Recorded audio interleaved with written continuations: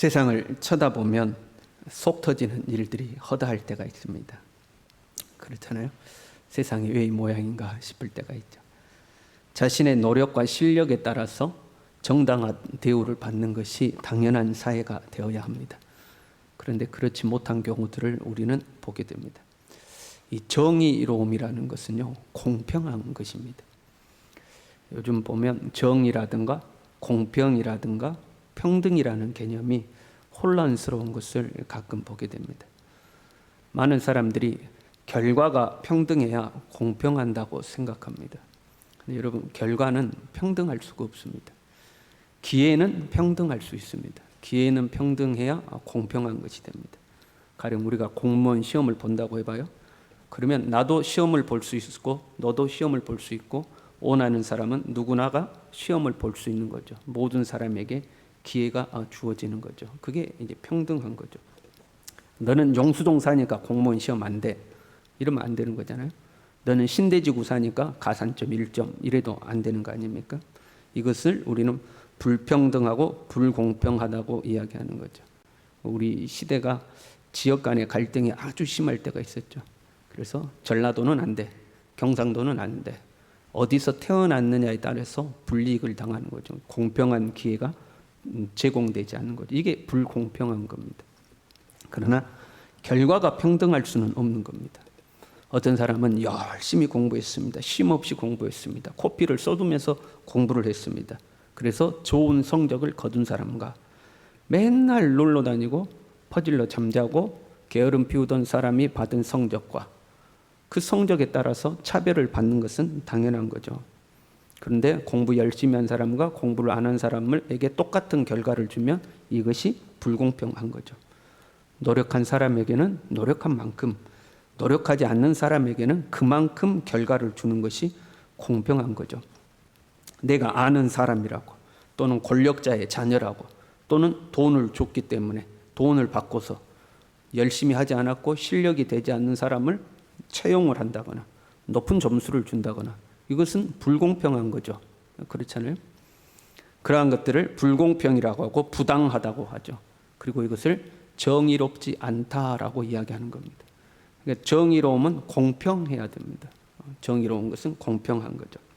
우리는 이런 부당한 상황을 종종 보게 됩니다. 세상에 힘 있는 사람이, 돈 있는 사람이, 권력 있는 사람이, 뭔가 소위 말하는 빽이 있는 사람이 정당한 노력을 기울이지 않고 자신이 가진 권력과 재물을 통해서 부당한 결과를 취하려고 하는 것들을 우리는 많이 직면하게 되죠. 그는 부당한 거요, 불공평한 거요, 정의롭지 않는 거죠. 세상은 그런 현장입니다. 타락한 인간이 살아가는 현장이 세상인 거죠. 그리고 그 배후에서는 어둠의 권세가 영향력을 행사하고 있는 거죠. 사회가 발전하고 부강해질수록 부조리한 것, 불공평한 것들이 점점 사라져 가긴 하지만 완전히 사라지진 않습니다. 왜냐하면 인간의 죄의 본성이 그대로 존재하기 때문에 그렇습니다. 오히려 더 지능적으로 변하고 더 은밀하게 부당한 거래를 행하는 일들이 생겨날 수가 있는 거죠. 그러니까 아무리 세상이 발전해도 인간의 죄성이 사라지지 않는 한 부당한 일은, 불의한 일은 이 땅에 존재하는 거죠. 우리 크리스천 중에서 이런 부당한 세상을 정의로운 세상으로 만들려고 시도를 하는 사람들이 있습니다. 어느 정도는 필요한 부분이죠. 우리가 이 세상 가운데서 불의와 맞서고 부당한 것들을 정당한 것으로 고쳐나가고 부정직한 것을 정직한 것으로 고쳐나가고 불공평한 것을 공평한 것으로 우리의 삶의 자리에서 고쳐나가는 것들은 필요합니다.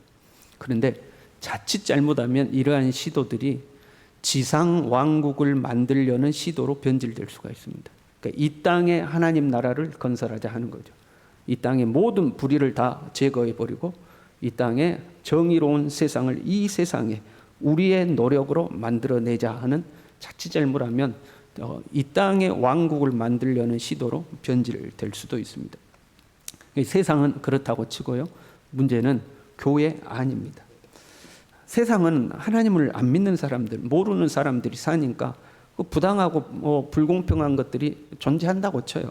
문제는 하나님을 믿는 사람들이 모여있는 교회 안에서조차도 부당한 일이 존재하고 불의한 일들이 발생한다는 겁니다.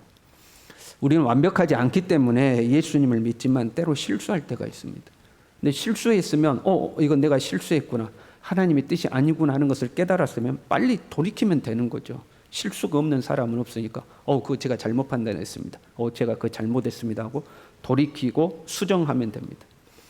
그런데 그게 안 되는 거죠. 안타깝게도 교회 안에 많은 문제들이 존재합니다. 단순한 실수가 아니라 구조적인 불의가 존재하는 거죠. 어떤 부지불식간에 행하는 불의가 아니라 의지를 가지고 불의를 행하는 것들이, 그러한 부조리들이 교회 안에도 존재하는 거죠. 다행히 우리 교회는 그런 것들이 없음에 감사를 드립니다. 할렐루야. 한국 교회 전체를 볼 때 그렇다는 겁니다. 구체적인 예를 드는 것들이 우리가 살아가는 이 세상에 존재하는 교회 안에 있는 어떤 부당한 일들을 구체적인 예를 드는 것들이 우리 얼굴에 침 뱉는 것이나 다름없어서 그냥 구체적인 예들은 들지 않겠습니다. 그러나 우리가 살아가는 교회 안에도 부조리가 존재한다는 거죠. 그러면 이제 우리는 이런 의문을 가질 수가 있습니다. 왜 하나님은 가만히 계시는가 하는 겁니다. 세상은 그렇다 치고 하나님의 교회 안에 하나님을 믿는 사람들 중에서도 불의한 자들이 있으면 하나님이 그들을 좀 매를 좀 때리셔야 되는데 왜 하나님은 가만히 계시는가 하는 거죠. 자신들이 부당한 짓을 하고서도, 불의한 일을 하고서도 안심하는 것은 자기에게 아무 일도 일어나지 않기 때문에 그렇습니다. 자기가 불의한 일을 행했을 때 하나님께서 즉각 매를 때린다면 불의를 행할 사람이 어디 있겠습니까? 한 번 잘못해갖고 매 맞았어요. 그럼 그 다음부터 못하는 겁니다. 그때는 우연의 일치였겠지 하고 다시 한번 시도했다가 또 매를 맞아요. 그럼 그 누구도 불의를 행치 않을 텐데, 하나님은 불의한 자들이 교회 안에서도 불의를 행함에도 불구하고 아무 일도 안 하시는 것처럼 보이죠. 그러니까 불의를 행하는 자는 안심하는 겁니다. 이래도 괜찮구나, 이래도 괜찮구나 하고 안심하죠. 그리고 점점 더 악을 행하는데 대범해집니다. 이래도 괜찮으니까 한 걸음 더 나가고 한 걸음 더 나가서 더 큰 악들을 행하게 되는 거죠. 유럽의 교회들이 쇠락해 갈 때요, 유럽도 한참 부흥하던 시기가 있었고 쇠락해 가던 시기가 있었고, 지금은 소수의 복음주의 교회들 외에는 거의 쇠락했다고 보면 되거든요. 교회가 술집에 팔려가서 술집이 되는 교회들도 많이 있습니다. 그러면 술집이 됐으면 내부 인테리어를 다시 해야 되지 않겠어요? 근데 그대로 두고 이 술집을 하는 겁니다. 교회에 그대로 두고 십자가도 그대로 두고, 그리고 이 목회자가 있는 이 목회자석이 VIP석 제일 비싸요. 그 다음에 성가대석, 이렇게 자리에 따라서 자리값을 받으면서 그런 교회들이 생겨난 거죠. 교회가 쇠락해 갔습니다. 그렇게 쇠락해 갈 때에 상당수의 목회자들이 하나님의 존재를 믿지 않았다고 합니다. 교회에 목회자로 있는데 하나님의 살아계심을 믿지 않는 거예요. 이것이 가능할까? 하나님을 믿지 않는데 어떻게 목회자를 하지? 작년인가 재작년인가 이런 제가 뉴스에 실린 보도를 본 적이 있어요. 미국의 한 목사님이었는데 자기는 하나님을 믿지 않는다고 선언을 한 목사가 있었습니다. 근데 목사인데 나는 하나님의 살아계심을 믿지 않는다고 선언을 한 거예요. 그게 특이하잖아요. 목사가 하나님이 살아계시지 않다고 이야기를 하니까. 그래서 인터뷰를 한 거죠. 그래서 물어본 거예요. 당신이 하나님을 믿지 않는다고 그러는데 사람들이 당신을 따르는가? 그랬더니 오히려 더 좋아한다는 겁니다. 자기를 따르는 사람들이 더 많다는 거예요. 그러면 교회는 당신은 왜 목회를 하고 교회 사람들은 왜 오는가 했더니 마음의 평안을 얻기 위해서 온다, 이렇게. 이 교회가 마음의 평안을 주는 장소로 바뀐 거죠. 살아계신 하나님을 믿고 그 하나님의 말씀에 순종하는 사람들이 아니고 세상에서 지치고 힘든 마음을 교회 가서 위로받고 용기를 얻고 그러고 싶은 거죠. 그리고 한 걸음 더 나아간다면 나의 것을 기부하고 나눠서 어려운 사람들을 돕는 박애주의를 실천하는 거죠. 거기에 보람을 느끼고 어떤 인간애를 느끼는 그런 기능으로 교회가 존재하고 그것들을 행정적으로 처리해가는 역할로 목사가 존재하게 된 거죠. 하나님을 믿지 않는데 교회가 있고 목회자가 존재하는 거죠. 우리나라도 예외는 아니라고 생각합니다. 여러분, 참 그 한국 교회를 위해서 또 한국 교회 목회자들을 위해서 우리가 기도할 필요가 있습니다. 생각날 때마다 기도해 주시기 바랍니다. 말 들어보니까 올해 호남신학대학교 학부 1학년생이 10명이 들어왔다고 그럽니다. 그 대학원 말고 대학교가 있잖아요. 고등학교 졸업하고 대학교를 가는데 10명밖에 지원을 안 했대요. 그 10명 중에서 또 한 명이 자퇴를 해가지고 9명 남았다고 그럽니다. 참 하나님 앞에 헌신하겠다는 젊은 사람들이 없어지는 거죠. 그리고 그 9명도 대부분 나이가 많으신 분들이 목회자를 하겠다고 와 있는 거죠. 그렇게 보면 참 앞으로 이 목회자의 문제가 상당히 어려워질 것이라는 것을 우리가 짐작할 수가 있습니다. 그런데 이 한국 교회도 마찬가지로 그나마 우리 한국 교회는 복음주의 색채가 아직까지 강하게 남아 있습니다. 그래서 드러내놓고 말하지는 못하지만 상당수의 목회자나 교수들이 그 마음 가운데는 하나님을 믿지 않는, 그러니까 여기서 하나님을 믿지 않는다는 것은 성경에 기록된 하나님을 그대로 믿지 않는 거죠. 막연하게 신이라는 존재가 있다는 것을 인정하지만 성경에 기록된 하나님을 그대로는 믿지 않는 많은 목회자와 교수들이 있다고 저는 생각합니다. 왜냐하면 말과 행동을 보면 알 수가 있어요. 그들의 말과 행동 속에 신앙이 묻어나게 돼 있거든요. 여러분 그렇잖아요. 우리의 말과 행동에는 나의 믿음이 묻어나오게 돼 있거든요. 내가 술을 먹어도 괜찮다고 믿으면 어디선가 술을 마시는 거죠. 그렇잖아요. 나는 술을 절대 먹으면 안 된다고 생각하는 사람은 어디를 가도 절대 먹지 않죠. 그러니까 자기의 믿음이 자기의 행동으로 나오게 되어 있습니다. 교수들에게는 살아계신 하나님을 믿지 않으면 하나의 학문이, 성경은 하나의 학문일 뿐입니다. 성경이 하나의 학문이 되면 하나님이라는, 여호와 하나님이라는 분은 과거에 이스라엘 사람들이 이해했던 신의 존재일 뿐입니다. 이스라엘의 신 이해일 뿐이에요. 그 사람들에게 있어서는요. 성경은 이스라엘 사람들의 역사적 기록물일 뿐이고 또는 하나의 문학 작품쯤으로 이해를 합니다.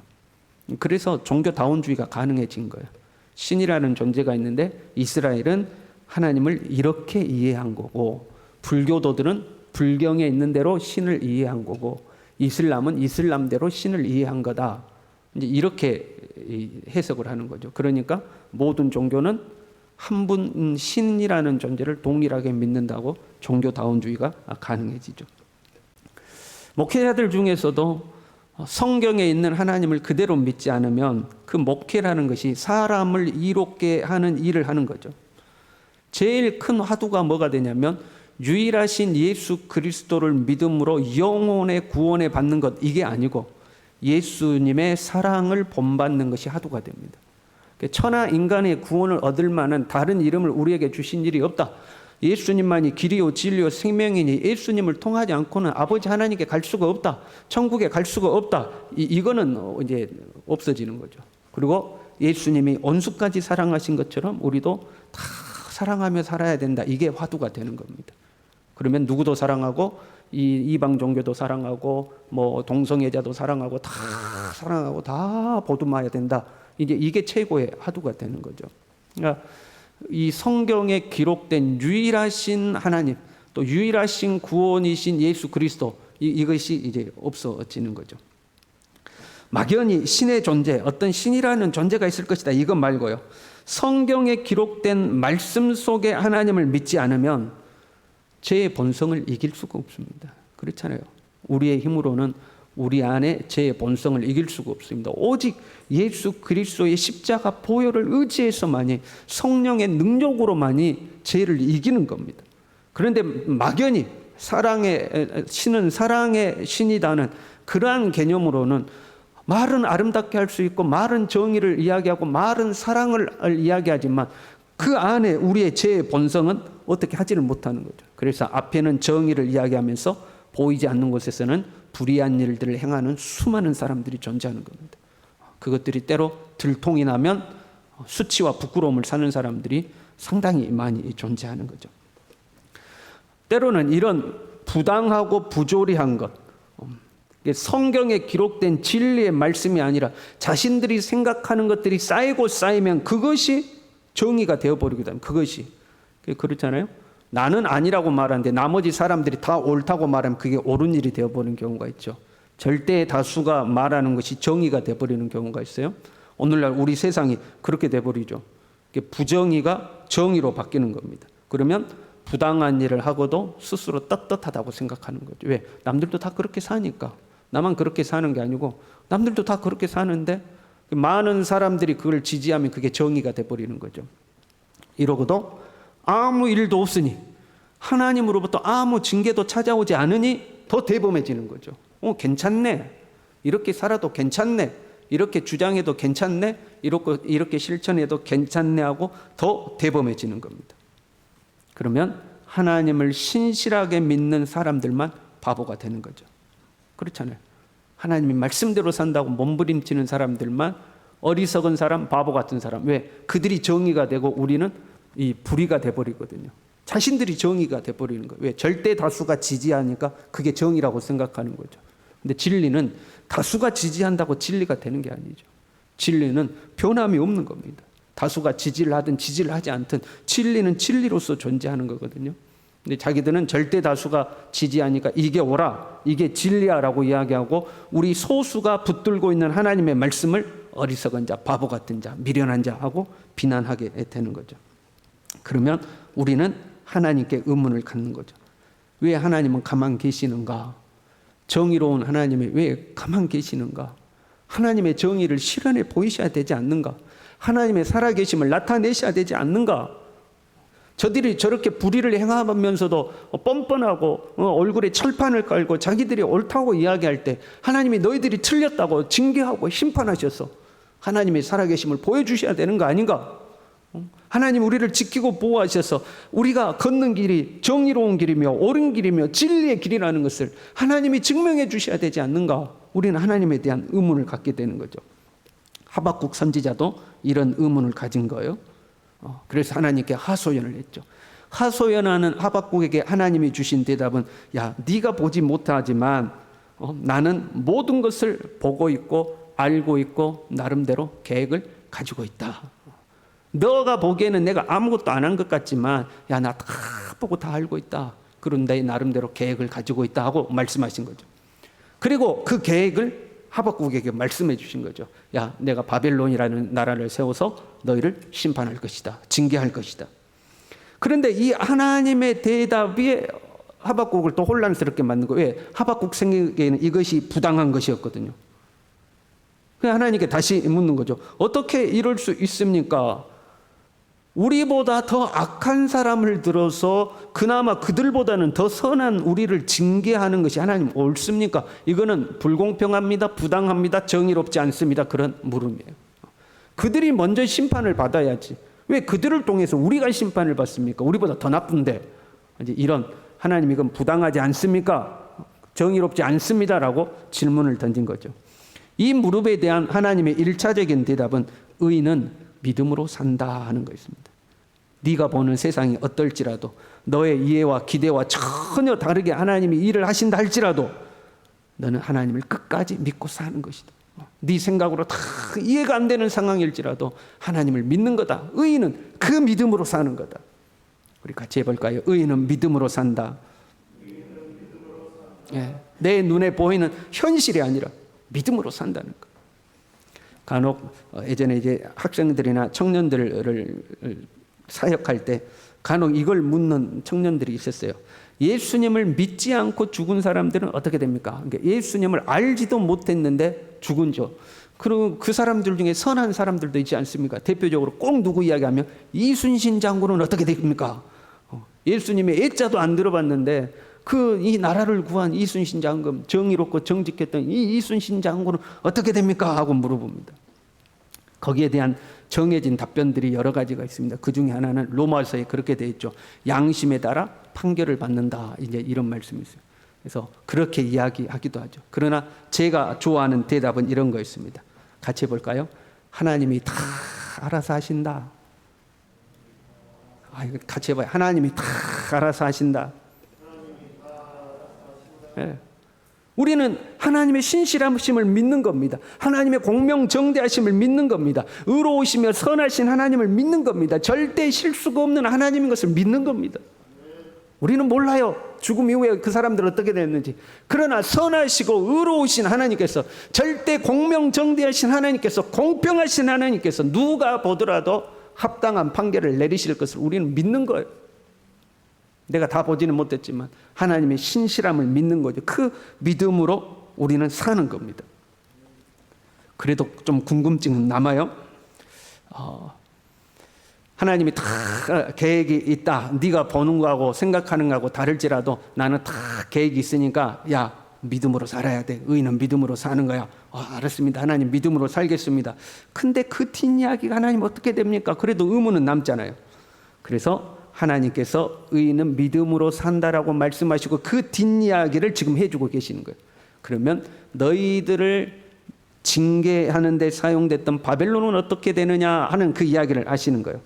그들 또한 심판을 받는다 하는 거죠. 그들 또한 심판받는다. 왜? 불의한 자여 악한 자들이기 때문에 너희들을 징계하는 도구로 사용된 다음에는 반드시 심판을 받는다 하는 거죠. 오늘 본문에 보면 화 있을진저라는 표현이 5번 나옵니다. 6절에요. 화 있을진저 자기 소유 아닌 것을 모으는 자 이렇게 돼 있고 9절에 재앙을 피하기 위하여 높은 데 깃들이려 하며 자기 집을 위하여 부당한 이익을 취하는 자에게 화 있을진저 12절에 피로 성읍을 건설하며 불의로 성을 건축하는 자에게 화 있을진저 15절에 이웃에게 술을 마시게 하되 자기의 분노를 더하여 그에게 취하게 하고 그 하체를 드러내려 하는 자에게 화 있을진저 19절에 나무에게 깨라 하며 말하지 못하는 돌에게 일어나라 하는 자에게 화 있을진저 하고 화 있을진저를 5개의 악한 자들을 분류해서 지금 말씀하고 있습니다. 합쳐서 말하면 야, 지금 별일 없이 잘 사는 것 같아도 하나님의 심판의 때가 곧 온다. 하나님의 심판의 때가 반드시 찾아온다. 다시 한번 우리 같이 합시다. 반드시 심판을 받는다. 반드시 심판을 받는다는 것. 3절에 이렇게 말씀했거든요. 이 묵시는 정한 때가 있나니 그 종말이 속히 이르겠고 결코 거짓되지 아니하리라. 비록 더딜지라도 기다리라. 지체되지 않고 반드시 응하리라. 반드시 응하리라. 악한 자가 지금 당장에는 잘 되어 보이지. 악한 자가 지금 속편하게 잘 사는 것 같이 선한 자를, 정직한 자를 억압하고 억누리고 빼앗아서 부를 누리고 권세를 누리고 잘 사는 것 같지. 심판의 때가 반드시 찾아온다. 하나님의 심판의 때가 반드시 찾아온다는 것. 때문에 여러분 불의하고 부당한 자가 잘 되는 것을 부러워할 필요가 없습니다. 저렇게 사는데도 잘 사네. 부러워라. 여러분 그럴 필요가 없어요. 반대로 그러한 자들을 보고 너무 분노할 필요도 없어요. 하나님의 심판의 때가 반드시 이르기 때문에 그렇습니다. 내가 힘이 없어서 그들을 심판하지 못해요. 속이 부글부글 끓을 때가 있죠. 저렇게 나쁜 놈, 저렇게 악한 놈이 잘 되다니 저걸 그냥 둬야 되는가 화가 날 때도 있죠. 내 힘으로 어쩔 수 없잖아요. 걱정하지 마세요. 하나님의 심판의 때가 반드시 찾아옵니다. 잠언 24장 19절부터 이렇게 되어 있습니다. 너는 행악자들로 말미암아 분을 품지 말며 악인의 형통함을 부러워하지 말라. 분을 품지도 말고 부러워하지도 말라는 거예요. 대저 행악자는 장래가 없겠고 악인의 등불은 꺼지리라. 반드시 심판받는 거. 역사 속에서 보면요, 부조리를 보고 이 사회의 부조리를 보고 너무 분해서 스스로를 희생시키는 분들이 존재했죠. 자기 몸에 기름을 끼얹고 불을 붙인다거나 어디에서 투신을 한다거나 하면서 자기 자신을 희생시키는 분들이 있었습니다. 세상에서는 열사로서 존경을 받죠. 그러나 하나님의 방법은 아니에요. 그런 것들이 하나님의 방법은 아니에요. 때가 이르면 반드시 하나님께서 악인들을 심판하십니다. 권력자들의 권력은 영원하지 않습니다. 모든 악한 자들은 역사 속에서 심판을 받았습니다. 악한 자는 반드시 심판을 받아요. 그래서 우리는 악한 자의 꾀를 쫓아가지 않아야 되는 거예요. 그게 복 있는 자인 거예요. 악한 자가 잠시 잘 되는 것 같고 아무 문제 없이 잘 사는 것 같아도 나도 저렇게 살아야 되는가 아닌가 쫓아가는 자는 어리석은 자예요. 악인은 바람에 나는 겨와 같이 사라지는 때가 오는 겁니다. 성경은 한 개인의 심판뿐만 아니라 온 인류의 심판이 약속되어 있습니다. 그러니까 이 땅에서 법과 정의의 심판을 받지 않았다 할지라도 죽음의 심판은 피해갈 수가 없는 겁니다. 그 누구도 죽음의 심판을 피해갈 수는 없습니다. 한번 죽는 것은 정해진 것이요 그 후에는 반드시 하나님의 심판이 기다리고 있는 겁니다. 한 개인뿐만 아니라 온 인류는 하나님의 심판대 앞에 서게 될 것입니다. 때가 되면 예수님은 호령과 천사장의 소리와 하나님의 나팔 소리로 친히 하늘로부터 강림하실 줄로 믿습니다. 그러면 우리보다 먼저 죽은 자들이 일어서고 하나님의 백보자 심판대 앞에 모든 사람이 서게 될 것입니다. 그 심판을 계시록 20장 11절부터 이렇게 기록하고 있습니다. 또 내가 크고 흰 보좌와 그 위에 앉으신 이를 보니 땅과 하늘이 그 앞에서 피하여 간데 없더라. 또 내가 보니 죽은 자들이 큰 자나 작은 자나 그 보좌 앞에 서 있는데 책들이 펴 있고 또 다른 책이 펴져 있으니 곧 생명책이라. 책들이 펴 있고 생명책도 있다 이렇게 되어 있죠. 죽은 자들이 자기 행위를 따라 책들에 기록된 대로 심판을 받으니 우리의 모든 행위를 기록한 심판의 이 기준이 되는 책이 존재하는 거예요. 그 책에 따라서 심판을 받으니 바다가 그 가운데서 죽은 자들을 내주고 또 사망과 음부도 그 가운데서 죽은 자들을 내주매 각 사람이 자기의 행위대로 심판을 받고 자기의 행위에 따라서 반드시 심판을 받는 거예요. 그러고 나서요, 사망과 음부도 불못에 던져지니 이는 둘째 사망 곧 불못이라. 누구든지 생명책에 기록되지 못한 자는 불못에 던져지더라. 하나님의 심판대 앞에 서서 그 심판대를 통과하지 못한 사람은 다 불못이라는 영원한 심판을 받는 겁니다. 악한 자들은 이 불못에 던져질 것입니다. 하나님의 심판을 피해갈 수가 없는 겁니다. 그래서 악인을 부러워할 필요가 없습니다. 악인을 보고 너무 분노할 필요도 없습니다. 때로 하나님의 정의가 바로바로 실현되지 않고 악한 자들이 잘 사는 것처럼 보여도 여러분 부러워하지 마십시오. 그 길로 따라가지 마십시오. 그 길은 멸망의 길입니다. 그 길은 저주의 길입니다. 하나님의 심판이 그들을 기다리고 있을 겁니다. 세상은요, 갈수록 악해질 것입니다. 갈수록 하나님을 떠나 살 것입니다. 그리고 우리는 갈수록 신앙을 지키기가 어려워질 겁니다. 신앙을 지키는 자가 바보처럼 되는 거예요. 예수님을 철저하게 믿는 사람들이 바보처럼 되는 거예요.